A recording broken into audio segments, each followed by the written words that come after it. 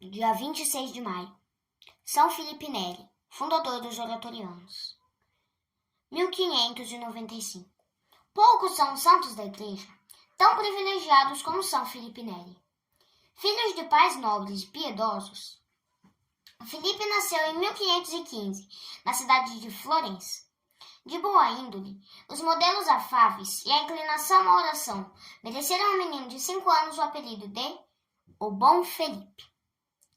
Um incêndio destruiu grande parte da fortuna dos pais, e Felipe passou a morar com um primo, que era negociante riquíssimo em São Germão.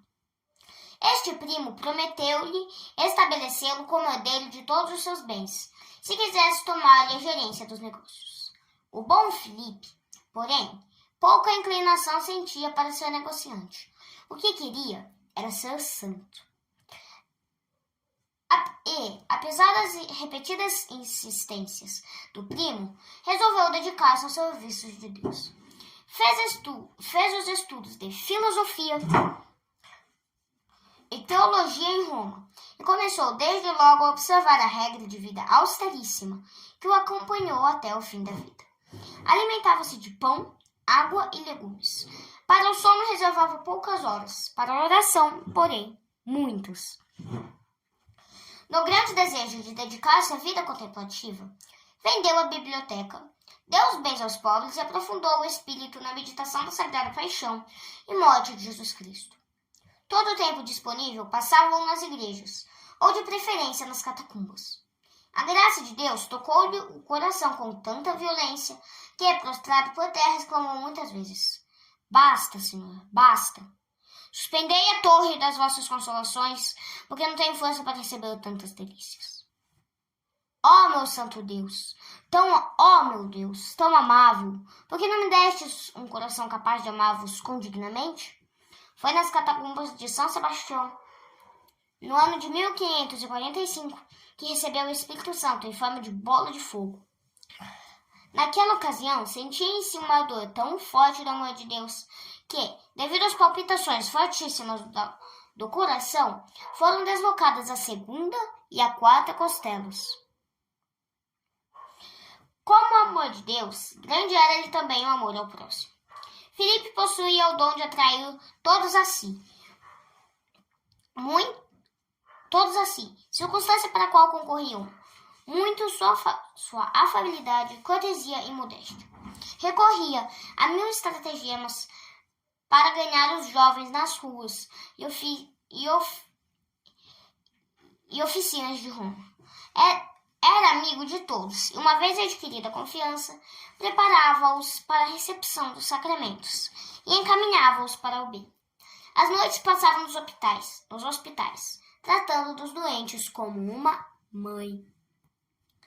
O monumento mais belo de sua caridade é a Irmandade da Santíssima Trindade, cujo fim principal era receber os romeiros e tratar dos doentes. Primeiramente, trabalhava só com 15 companheiros, que o ajudavam nesta nobre missão. No princípio de cada mês, convidava o povo para o exercício de adoração do Santíssimo Sacramento durante 40 horas. Nessas ocasiões, embora leigo, fazia admiráveis alocuções aos fiéis. A piedosa ideia achou eixo entre a população, e abundantes corriam as esmolas e a nova instituição. Cardeais, bispos, reis e príncipes, ministros, generais e princesas viam grande honra em poderem pertencer a esta irmandade. Tem-se visto exemplos de papas ao lado de jovens cristãos e em companhia dos filhos de São Felipe Neri, ajoelharem-se diante dos pobres doentes para lhes lavar e pensar as feridas. Milhares de peregrinos acharam hospedagem e tratamento gratuito por 3 dias, principalmente durante a Semana Santa e o Jubileu. O movimento dos romeiros no ano jubilar de 1650 foi extraordinário. A Irmandade hospedou naquele ano 334.453 romeiros. Mais de 600 pessoas estavam diariamente em serviço da Irmandade para atender às necessidades de tanta gente. Seguindo o conselho do confessor, Felipe recebeu o Santo Sacramento da Ordem, tendo já 36 anos de idade. Tinha o desejo de trabalhar nas Índias como missionário e morreu mártir pela religião de Cristo. Pela vontade de Deus, porém, sua Índia havia de ser Roma, e lá ficou. Deixando-se guiar pela providência divina, tornou-se o apóstolo da capital da cristandade, sendo sua obra principal a fundação da congregação do oratório, isto é, congregação da oração, para a qual chamou homens igualmente distintos pelo saber e pela piedade, como César Barônio, Antônio Maria Tarude, Antônio Galônia e outros. Todas as noites fazia conferências espirituais que tinham grande concorrência. Cardeais, bispos, sacerdotes e leigos confiavam-se à direção de quem veneravam como um pai. Algumas vezes no ano, de preferência nos dias de carnaval, organizava grandes procissões que visitavam as 7 igrejas principais de Roma. Para afastar o povo dos teatros e divertimentos perigosos, realizava os oratórios espirituais, isto é, representações teatrais de cenas bíblicas. Grande amigo da mocidade, a esta proporcionava muitas diversões e passeios. Era edificante ver um ancião de 70 anos levando centenas de moços a passeios e excursões, quando eles brincavam e se divertiam. Diverti-vos à vontade, contanto que não pequeis, eram as palavras com que os animava. Grande parte do dia passava no confessionário, e só Deus sabe o número de almas que a seus pés acharam a paz, o perdão e a salvação. Todos nele depositavam uma confiança ilimitada, porém era a inveja e o ódio de Satanás e seus sequazes. Filipe e os confrades tiveram que saborear muitas vezes o escárnio, a calúnia e a perseguição. O ódio dos inimigos chegou a tal ponto que levaram uma acusação falsa à autoridade eclesiástica, de que resultou para Filipe a suspensão de ordens. Privado da celebração da Santa Missa, da pregação e da administração do Santíssimo Sacramento, o santo não perdeu a calma e só dizia: como Deus é bom, que me humilha. A suspensão foi retirada e o inimigo principal do santo, caindo em si, fez separação pública e tornou-se discípulo.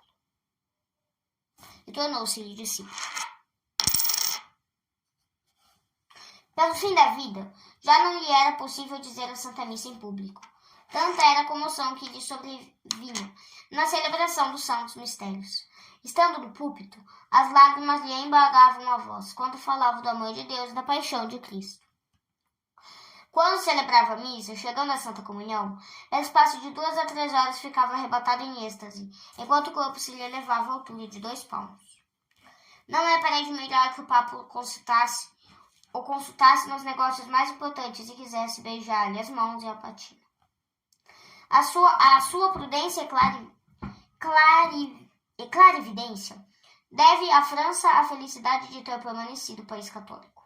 Henrique IV, calvinista, tinha abjurado a heresia e entrado na religião católica. Na dor das guerras civis, tornou a voltar ao calvinismo, para depois outra vez se agregar à igreja. O Papa Clemente VIII, com o apoio dos cardeais, negou ao rei a absolvição e opôs-se-lhe a reconciliação. Filipe, prevendo a apostasia da França, no caso de o Papa persistir nessa resolução, fez jejuns e orações extraordinários e pediu a Barônio, que era confessor do Papa, que o acompanhasse nesses exercícios para alcançar a luz do Divino Espírito Santo. No 3º dia de manhã, disse Filipe a Barônio: hoje o Papa te pedirá para ouvi-lo em confissão. Depois da confissão, antes de lhe dar a absolvição, disse-lhe: o pai Filipe ordenou-me que me negasse a vossa santidade a absolvição. Ele declarasse que não continuarei a servir de confessor se não conceder a absolvição ao rei da França. Assim se fez. Clemente VIII, profundamente impressionado com essa declaração, pediu a absolvição com a promessa de pôr tudo em ordem. Henrique IV obteve a absolvição do Papa e foi solenemente recebido no seio da Igreja. Fatigado e exausto de trabalho, já quebrado pela idade, Filipe foi acometido de grave doença. Tendo examinado 4 médicos, saíram do quarto desanimados quando ouviram o doente exclamar: ó minha Senhora, ó Docíssima e Bendita Virgem! Foram ver o que tinha acontecido e encontraram o santo elevado sobre o leito e braços em êxtase, exclamando: não sou digno que vós, ó Docíssima Senhora, venhais visitar-me. Os médicos respeitosos aproximaram-se e perguntaram ao doente que sentia. Este, voltando a si e tomando a posição costumeira no leito, perguntou: não a vistes, a Santíssima Virgem, que me livrou das minhas dores?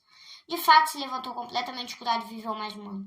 Tendo preditório de sua morte, Filipe fechou os olhos para este mundo no dia 2 de maio de 1595.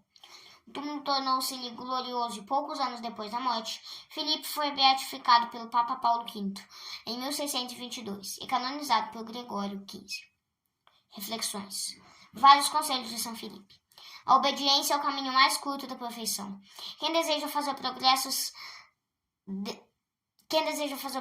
na vida espiritual, sujeite-se à direção judiciosa de um confessor prudente e virtuoso, ao qual, com toda sinceridade, manifeste o estado de sua alma e não tome nenhuma resolução sem antes lhe ouvir outro conselho.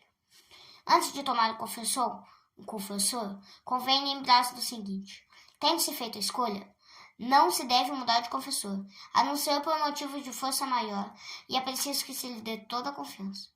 Quando o demônio não consegue por ele uma pessoa, envia todos os esforços para semear a desconfiança entre o confessor e o penitente, sabendo que assim, com muita probabilidade, alcançará o fim que visa. A Santíssima Trindade deve ter todo o nosso amor. A devoção a Maria é de grande necessidade, por não haver meio mais seguro de obter as graças divinas que pela intercessão da Divina Mãe. Principiantes na vida espiritual devem meditar muitos novícios. Quem não descer ao inferno enquanto viver, corre perigo de nele entrar quando morrer. O maior perigo que existe para a inocência é não o temer. Tudo está perdido para quem não desconfia de si e não teme. Se alguém que há muitos anos viveu religiosamente tiver a infelicidade de cometer um erro grave, não há meio mais seguro de levantar-se que manifestá-lo a um amigo que lhe mereça toda a confiança. Em atenção a este ato de humildade, Deus restabelecerá no estado antigo. São Filipe deu o seguinte conselho a uma pessoa que se queixava da sua cruz: meu filho, a grandeza do amor que se tem a Deus é medida pela grandeza do desejo de sofrer muito por amor de Deus. Quem se impacienta com a cruz achará uma outra mais pesada. Convém fazer da necessidade uma virtude. Os sofrimentos deste mundo são a melhor escola do desprezo do mundo. Quem não se matricular nesta escola merece dó, porque é um infeliz.